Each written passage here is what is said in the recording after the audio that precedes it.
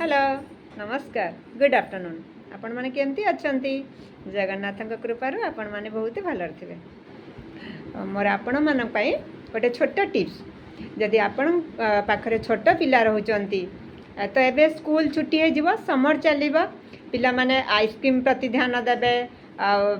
chocolate प्रति ध्यान देवे आमको बाहर को नहीं चल एमती प्रत्येक बापा माँ मान को टेंशन देवे छोट पिला तो ए स्कूल छुट्टी है मैंने समर आसे कौन करेंगे तो टाइम पास दरकार ना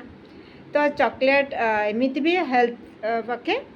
प्रॉब्लम आइसक्रीम तो हेल्थ पक्षे डबल प्रॉब्लम आपन कौन करेंगे ना ना सेटा वीकली थरे दिंतु किंतु छोट छोट मार्केट रे पौधा मिलूँ ताको 1 2 3 4 एमती आणिकी पौधा रखंतु जदि छात अच्छी छात रखंतु नाले जदि तले लैंड किछि अच्छी रखंतु